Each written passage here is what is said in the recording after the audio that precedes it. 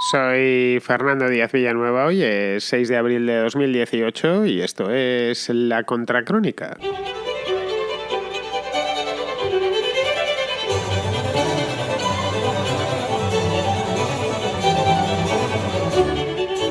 El próximo 19 de abril, es decir, dentro de 15 días, se producirá el relevo de poder en Cuba. Esto de que se cambie el que manda en Cuba no es algo habitual. En los últimos 60 años solo ha habido un relevo de poder que se produjo pues hace justo 10 años, en 2008, cuando llegó Raúl Castro. Estuvo unos años, Fidel Castro todavía viviendo, 8 años concretamente, hasta 2016, cuando murió, y estaba por allí, pero no era oficialmente el presidente de la República. Raúl Castro, que es hermano de su hermano, no hace falta que haga mucha presentación este hombre, abandonará la presidencia por su propio pie y se la entregará a un tipo llamado Miguel Díaz-Canel. Mucha gente se pregunta alrededor del mundo quién es este tal Miguel Díaz-Canel. Pues bien, es fácil de decir, es un apparatchik de la burocracia castrista de 57 años, 58, cumplirá el día 20, es decir, este mismo mes, que después de estar esperando debidamente bien colocado toda su vida, pues heredará el cargo de presidente. Es además una persona, tiene la edad de ser hijo de Raúl Castro, obviamente, y es además una persona muy cercana al propio Raúl Castro. Eso, que pase a ser presidente, no significa necesariamente que herede el poder efectivo. Eso sí, si sabe aguantar, si sabe soportar el peso de la púrpura y aguantar el tiempo suficiente, es posible que termine quedándose con todo, porque a Raúl Castro, por una cuestión meramente biológica, no le debe de quedar mucho. Este año Raúl Castro cumplirá 87 años, 87 años vividos al máximo y sobre todo bebidos sin tasa. Vamos a ver quién es Miguel Díaz-Canel, que es de entrada y así para empezar, la gran incógnita.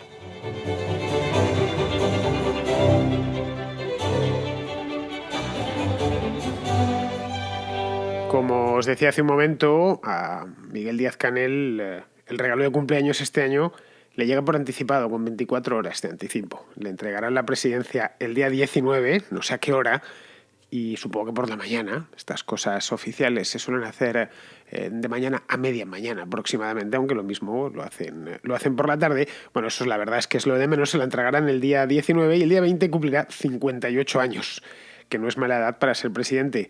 Es curioso, pero están hablando de la nueva generación de políticos, los jóvenes, llevan los medios procastristas, que hay un montón de ellos, y no solo en la isla.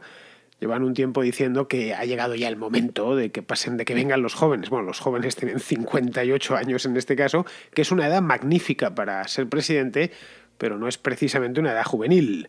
La verdad es que quien sí que llegó joven al poder fue Fidel Castro. Los jóvenes llegaron en el año 59 y el problema es que han estado mucho tiempo.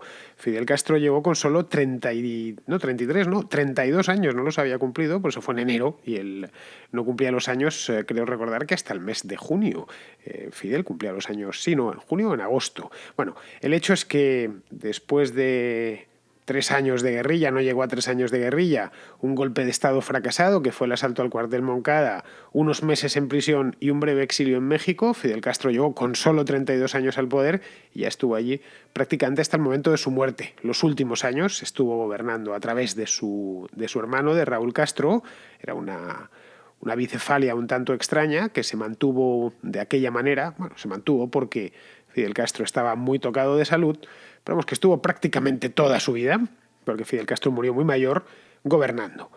A Fidel Castro, de hecho, a los 27 años, cuando asaltó el cuartel Moncada, ya le conocía a toda Cuba, o mejor dicho, empezó a conocerle a raíz de aquello. Luego la verdad es que ya no se podrían olvidar de él y siguen sin olvidarse de él. Hoy han pasado 65 años de aquello, del famoso discurso, aquel alegato que hizo él personalmente. Él llevó su propia defensa, la historia me absolverá. Pues de esos 65 años después, la isla sigue empapelada con su rostro, con sus frases, sigue teniendo una presencia integral, a lo largo, más a lo largo que a lo ancho, porque Cuba es una isla muy larga pero muy estrecha, pues a lo largo y también a lo ancho o a lo estrecho de toda Cuba. Fidel, de hecho, es todavía hoy, y seguirá siéndolo mientras exista la revolución, Es el dios supremo de la revolución.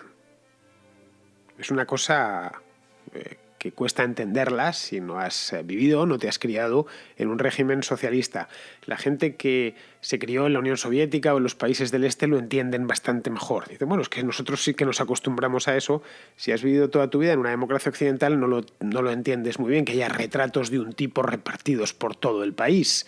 En España, por ejemplo, que tenemos rey, es difícil encontrar una fotografía del rey, a no ser que vaya uno a un edificio oficial y esté en algún despacho metido el retrato y poco más, de una manera rutinaria y, por supuesto, sin ningún entusiasmo. Nada similar sucede en estas dictaduras comunistas donde el culto a la personalidad es constante. De hecho, aunque lleve 3 años criando malvas, su presencia se ha mantenido. ¿Y además de dónde está? Aunque siga su presencia ahí, de donde está, no va a regresar. Su hermano Raúl es algo más joven, no mucho más, solo 5 años más joven, pero no ha llevado una vida tampoco especialmente saludable, aunque ha llegado a una edad provecta, por lo que no creo que tarde mucho en seguirle. Luego ya, después de él, no sabemos cuándo sucederá esto, pues solo quedará el destrozo, el destrozo bestial que han hecho con aquello, un régimen de huérfanos, y los herederos de la revolución, que los tiene, y están esperando todos a hincarle el diente, pues sin saber muy bien qué hacer para salir del foso en el que el castrismo metió a la que un día fue la república más próspera de toda Hispanoamérica.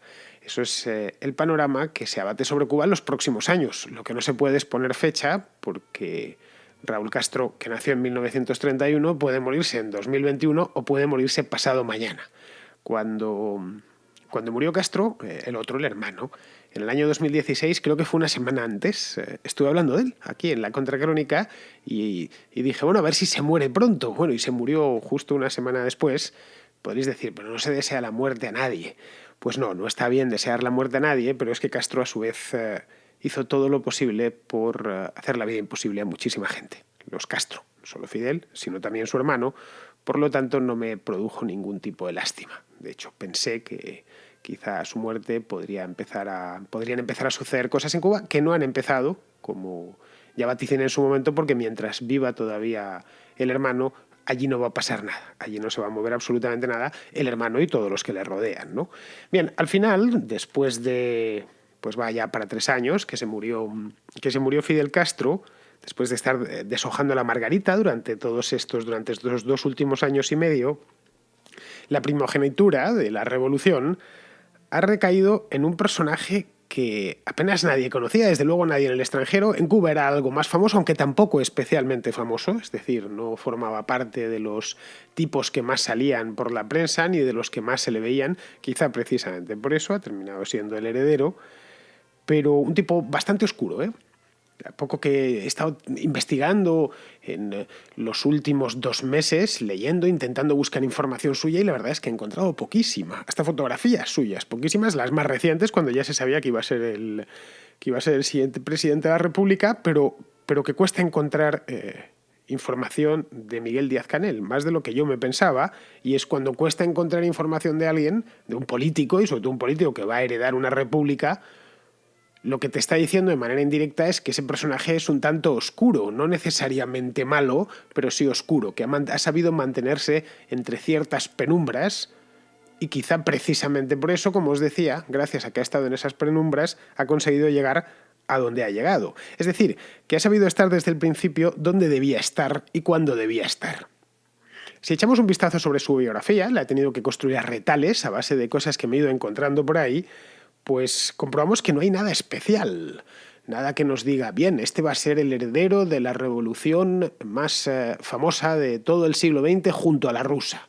De hecho, para los hispanos la revolución cubana tiene un contenido muchísimo mayor que la rusa. Entonces, uno se imaginaba o se imaginaría que esto tendría que ser el que se quedase con esto, tendría que ser el fiduciario, tendría que ser alguien con un perfil político gigantesco, conocido, heroico. Pues no, lo que vemos es que es ingeniero. Esto lo han repetido todos los medios. No es ingeniero electrónico, creo que es ingeniero electrónico. Que desde muy joven también esto lo sabemos, que militó en la Unión de Jóvenes Comunistas. Hasta ahí bien, son Es una biografía hasta ahí muy cubana, es un chico de Santa Clara, en el centro de la isla de Cuba, que estudia ingeniería en la universidad y después pasa a formar parte de la Unión de Jóvenes Comunistas. Sabemos también que estuvo en Nicaragua, en una de esas misiones internacionalistas a finales de los años 80, en aquel entonces pues él tenía, se nació en 1960, pues 26, 27 años, estuvo como cuando gobernaban allí los sandinistas, obviamente, bueno, ahora siguen gobernando, en la primera fase de los sandinistas, la fase revolucionaria, la fase comunista de los sandinistas, pues estuvo allí como comisario político. Bueno, esto ya nos va centrando un poquito más al personaje. Y ya desde los 30 años, es decir, a la vuelta de aquella experiencia revolucionaria, purificadora, catártica de Nicaragua, formó parte, le incluyeron dentro del Comité Central del Partido Comunista de Cuba. Y a partir de aquí poco más se puede decir. En los años 90, una vez ya dentro del Comité Central, no estaba en La Habana, es decir, no formaba parte todavía de la parte central, de la cúpula central del poder, pero sí se fue acercando a ella. Fue el jefe del partido en la provincia de Santa Clara, que es de donde él es oriundo, y años más tarde, Raúl Castro, nadie sabe por qué, se fijó en él. Si se investiga un poquito en la figura y se le escucha, os costará encontrar hasta entrevistas o vídeos en los que le aparezca. Fijaos si ha sabido estar siempre detrás de las bambalinas. Bueno, pues a poco que uno tenga algo de, pues eso, de picardía, y cuando vea un vídeo o entrevistado a alguien pueda sacar alguna pauta psicológica, lo primero que se ve, o lo primero que piensa uno es que es un burócrata sin más, con menos carisma que un gato de escayola. Es decir, una persona que si nos dicen hace 5 años si va a ser el heredero de Fidel Castro, no nos lo hubiésemos creído. La cuestión es que Raúl Castro se fijó en él, era cosa de 15 años, y le colocó en el buró político, el famoso Politburó, como el que había en la Unión Soviética, pues hay uno igual en Cuba, que ese es el centro del poder en Cuba, solo tiene 17 miembros y bueno, desde hace 60 años Cuba es el buró político del Partido Comunista y el buró político del Partido Comunista es Cuba. Ya está, son esas 17 personas, es el consejo del líder supremo. Al final se ha hecho siempre lo que quería Fidel Castro o después Raúl Castro, pero su consejo de asesores, su consejo privado. La elección de un tipo tan rematadamente gris, tan exento de gloria y de prestigio, es algo que muchos están planteando, pero yo, que le he dado unas cuantas pensadas a este asunto, creo que tiene toda la razón de ser.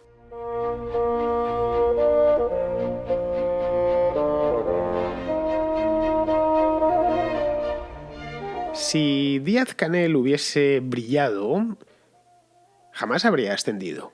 Esto es algo que creo que cualquiera que conozca mínimamente, no hace falta que sea un experto, mínimamente la historia de Cuba, quiero decir, y sobre todo la historia de la Revolución Cubana, sabe que cualquiera que ha asomado un poquito la cabeza automáticamente se la han rebanado con un cuchillo. A veces de manera figurativa y otras, desgraciadamente, de manera literal. El castrismo, a veces se nos olvida esto y eso que va implícito en el nombre. El castrismo es un régimen personalista que devino con el tiempo en una dinastía familiar. Es decir, desde 1959 va para 60 años, han gobernado 2 miembros de la misma familia. Primero el hermano mayor y luego el hermano pequeño. Queda en el aire la razón por la cual esto no ha descendido a la siguiente generación, es decir, a los hijos de Fidel Castro o a los hijos de Raúl. Eso es una cuestión que por múltiples razones, que no tengo el tiempo de abordarlas ahora, todavía está por resolver, porque estoy convencido que tanto Fidel como Raúl tenían la intención, y creo que la han mantenido durante mucho tiempo, de que esto jamás se escapase del ámbito de la familia. Es decir, habían conseguido que el régimen político que imperaba en Cuba tuviese su nombre, un poco como el franquismo en España. Es decir, Franco podía estar encantado, había creado un régimen con su nombre, que es lo más que a lo que puede aspirar un dictador. Es decir, esto no lo consiguió, qué sé yo, Brezhnev en la Unión Soviética. No se habla del brezhnevismo, se habla del comunismo, del leninismo, él sí lo consiguió. Es decir, es muy difícil, tienes que tener un primero tiempo para poder forjar la dictadura y un estilo muy personal. Bueno, pues Esta dinastía familiar ha ido eliminando competidores, desde el principio además. En cuanto alguno de los dos hermanos vislumbraba una amenaza en el horizonte, por pequeña que ésta fuese, no importaba, se apresuraban a borrarla del mapa. Muchas veces, además, por desgracia, de manera literal. Es decir, lo pasaban por las armas o le enviaban a morir a cualquier rincón del mundo con esas aventuras internacionalistas que no siempre eran tan pacíficas como la de Nicaragua. En otras ocasiones se enviaba a matar a los soldados cubanos y a los oficiales cubanos a mataderos, generalmente en África, en Angola, por ejemplo, en Etiopía, donde murieron miles de cubanos. Y no tanto los soldados, pero sí los que estaban arriba, muchas veces eran enviados allí precisamente porque eran un incordio en La Habana. Esto lo que nos viene a decir es que nunca fue una amenaza para nadie dentro del régimen. Los cubanos obviamente no conocen ninguna gesta suya. Pero es que es precisamente de lo que se trataba. No conocen nada malo suyo, nada bueno suyo, pero tampoco nada malo. Es decir, simplemente saben que está ahí, que estuvo siempre ahí, 15 años. En Cuba hay mucha gente joven que no ha conocido, la mayor parte del país no ha conocido más régimen que este, pero mucha gente joven que no ha conocido más que a Fidel Castro viejo y a Raúl Castro viejos. Entonces, era uno de la nomenclatura y necesitaban a uno así. Raúl Castro se sabe próximo al fin. Eso es, cuando tienes, va a cumplir 87 años, cuando uno está en los 87 ya, además ha visto que moría su hermano, pues se sabe, Raúl Castro tiene un carácter muy diferente al de Fidel Castro, es muchísimo más reservado, menos echado para adelante. Entonces él sabe próximo al fin, como cualquier persona, a los 87 años, cuando ya se acercan a los 90, pues sabes que esto, en fin, que no te queda demasiado. Y además lo que te quede, pues probablemente no estés en tu mejor momento. Y junto a él, porque él obviamente lo sabe, como un anciano que es, junto a él toda su camarilla. Son los llamados raulistas dentro de Cuba. A Raúl, obviamente, una vez se haya muerto, esto le dará un poco igual. Quien venga después que arree. Es decir, el que se muere, pues ni siente ni padece, nada más. Ahora bien, al conventículo que le rodea, que es numeroso y lleva unos cuantos años, el conventículo más cercano a Raúl Castro, lleva unos cuantos años manejando el país a su antojo, pues todo a lo que aspira, y no tienen 87 años, son bastante más jóvenes, todo a lo que aspira, o a lo mínimo que aspira, es a que nada de lo esencial cambie. Es decir, asumen que no va a estar Raúl Castro porque se les va a morir, pero quien le toque estar en el poder no desafíe sus prebendas y sus privilegios. Y de ahí que hayan escogido, o que Raúl Castro, un hombre previsor, haya escogido a alguien como Miguel Díaz-Canel. Creen que posibilitará un castrismo sin los Castro, en una palabra. Igual que muchos dictadores nombran a un heredero asumiendo el hecho de muerte que ese heredero posibilitará su régimen sin él, sin la persona. Y cuando los regímenes son personalistas es muy difícil mantenerlos. Si no está alguien, diría, casi vinculado de manera sanguínea.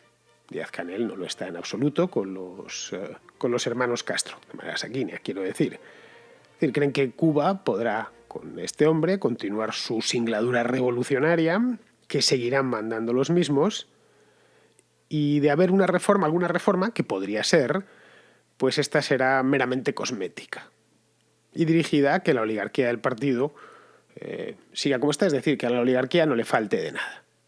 Esta es un poco la composición del lugar principal en el nombramiento de Miguel Díaz-Canel.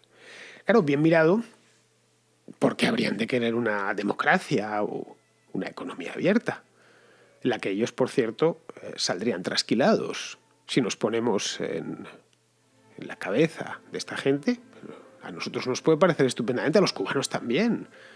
Les gustaría poder disponer de su propia industria y de propiedades y poder entrar y salir del país y elegir a sus representantes y todas estas cosas. Y poder escribir un artículo en la prensa poniendo a caer de un burro al gobierno sin miedo a que venga la seguridad del Estado a arrestarte. Es decir, eso a cualquiera. Pero a los que viven en la parte de arriba no les interesa lo más mínimo. De ahí que tienen este plan que en principio ellos creen que les va a salir bien. Claro, pero es que los planes no siempre salen bien. Que la aristocracia revolucionaria desee que nada cambie no significa que el resto de la población, que son más de 11 millones de cubanos, deseen lo mismo. Eso está al alcance de cualquiera.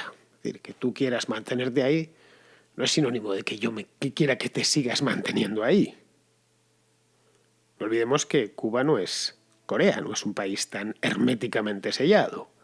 Disponen, por suerte, de un idioma que les pone en contacto con todos sus hermanos hispanos y además están a 100 kilómetros de los Estados Unidos y tienen ahí un montón de compatriotas que les envían bienes, les llaman por teléfono, ven sus programas de televisión y la mayor parte de ellos desean en algún momento establecerse fuera para poder tener una vida lo más digna posible. Esto lo que nos lleva a concluir es que el cambio es inevitable en Cuba, que es una cuestión de tiempo y lo que no sabemos cuál será el método. Y eso seguramente Díaz-Canel, que no es un hombre de 90 años, un hombre de 57, lo sabe a la perfección. Es un hombre joven, entre comillas.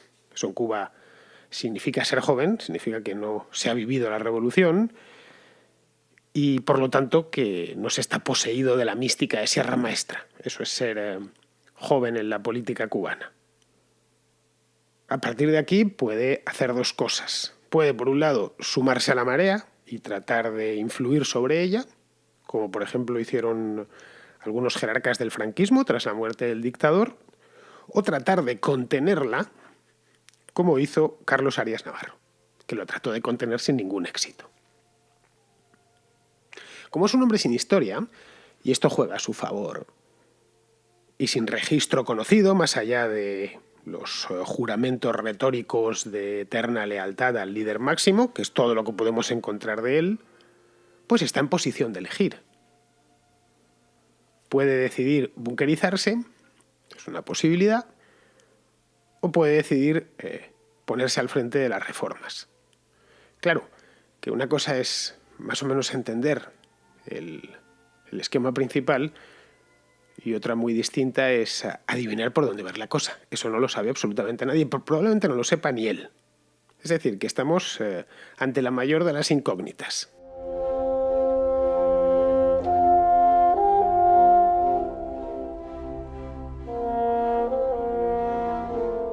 Un oyente de Ecuador que se llama Sebastián tiene una cuestión de esas cuestiones eternas para las que no suele haber respuesta, o por lo menos respuesta satisfactoria. Justamente la dicotomía izquierda-derecha actualmente se queda corta para encasillar a las diferentes preferencias políticas. Pese a esto, en el campo académico sigue siendo muy relevante. ¿Tú cómo definirías actualmente a la izquierda y a la derecha? Bueno, Sebastián, como supongo que ya sabrás, te lo han explicado, lo habrás leído por ahí, eso de derecha e izquierda tiene un componente casual muy grande, es decir, fue algo fortuito. Eso nació en 1789, justo coincidiendo con el principio de la Revolución Francesa, justo al principio, esto fue en el verano de 1789, pues cuando se reunió por primera vez la Asamblea Nacional.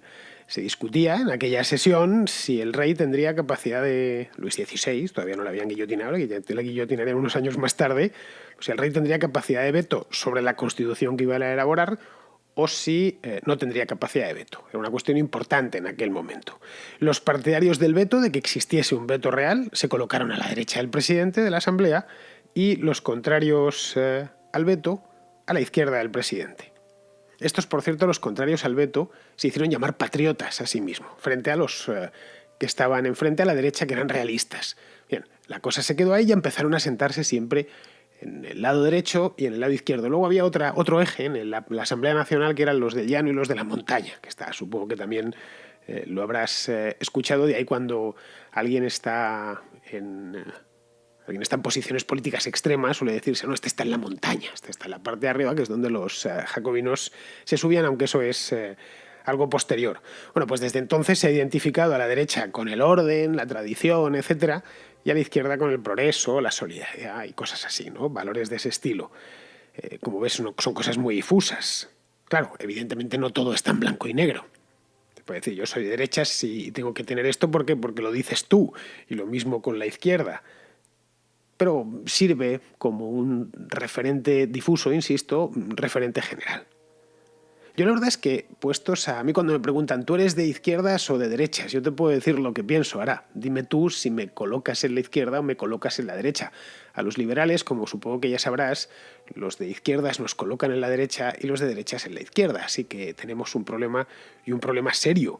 A mí me da igual que me digan que estoy en la izquierda o en la derecha. Yo tengo bien claro cuáles son mis posiciones en lo que creo y lo que defiendo. De ahí que me guste más el sistema este de Hayek, este de la relación triangular entre los partidos en función de la libertad individual que conceden cada uno de ellos, ¿no? En un extremo estarían los liberales, en otro estarían los socialistas y entre medias, triangulando esos dos puntos, estarían pues los conservadores, los socialdemócratas, de ahí que, bueno, pues que se mueven más hacia el socialismo, más hacia el liberalismo, etcétera.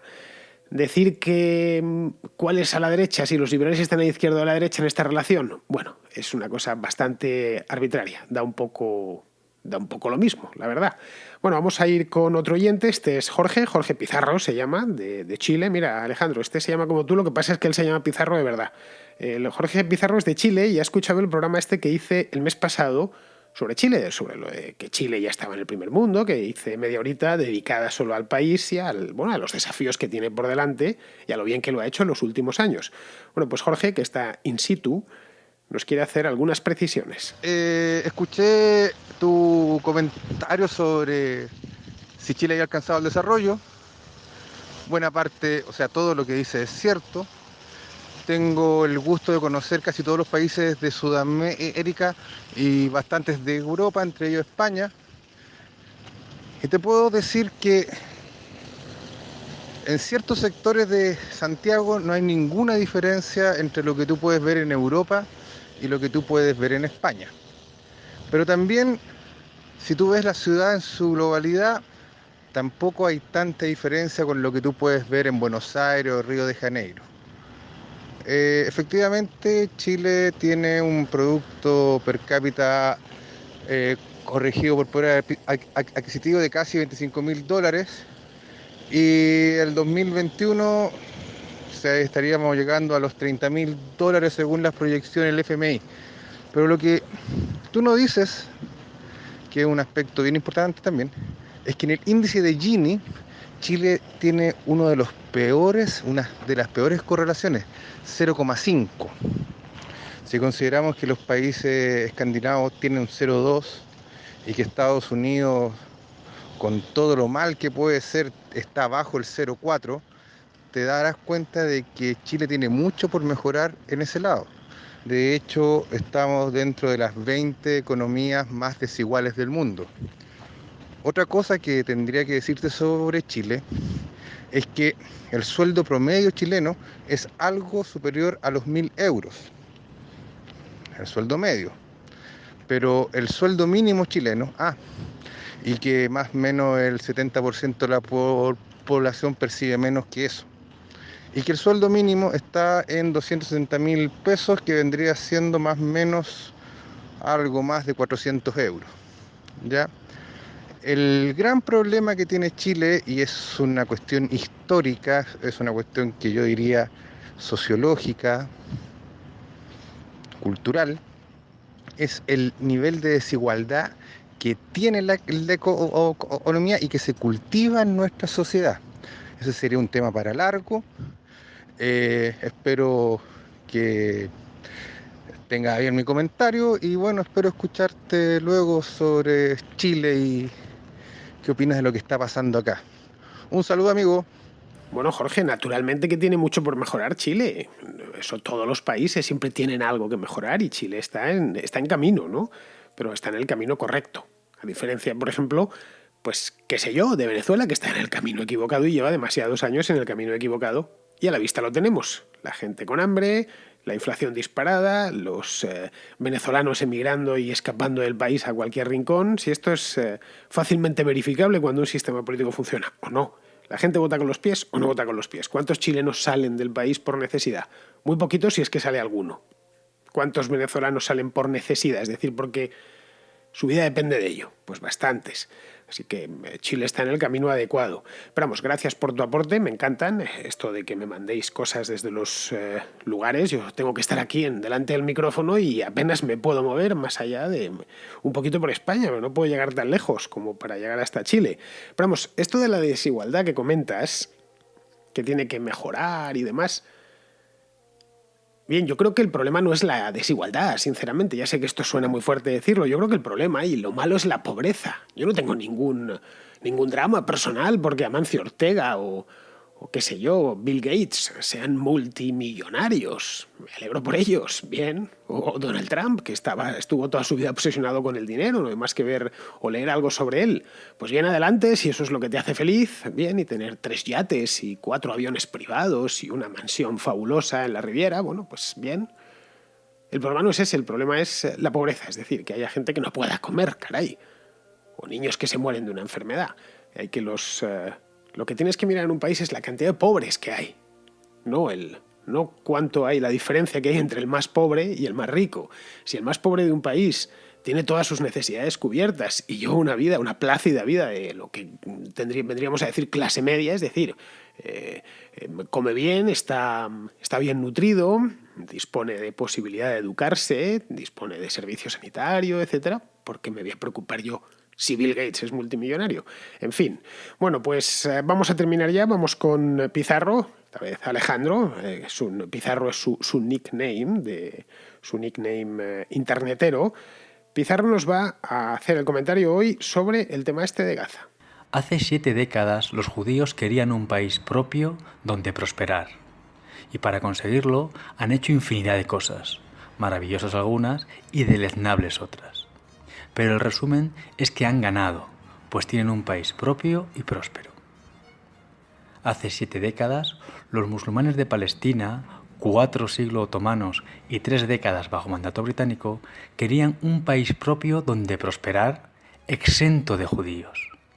Y para conseguirlo han hecho infinidad de cosas, la mayoría deleznables, pero siempre con tenacidad. El resumen es que han perdido, pues tienen unos territorios tutelados y miserables, eso sí, sin judíos. Los gazatíes asumen que tienen razón, que siempre la han tenido, y que las derrotas militares, el terrorismo y la incapacidad para el diálogo no la merma en absoluto. Tampoco les parece relevante las 7 décadas de realidad israelí y la posición menos radical de los cisjordanos. En Gaza hay unos 2 millones de habitantes, pero aunque fuesen 200 millones, lo relevante es cuántos quieren un país propio donde prosperar exento de judíos. De momento, parece que todos. Un cordial saludo de Pizarro. Pues muy bien, queridos amigos, hasta aquí ha llegado la contracrónica de hoy y lo único que me queda es despedirme de vosotros hasta mañana, que por cierto, mañana, ahora que lo estoy mirando, mañana es sábado, por lo tanto mañana no hay programa normal, mañana tenemos programa especial y como sabéis los programas de los sábados o son contraplano o son contraportada. Entonces, como el sábado pasado, el día que fue el último de marzo, el día 31, hicimos contraportada, pues el de mañana será contraplano, es decir, las películas. Pues nada, queridos amigos, hasta mañana.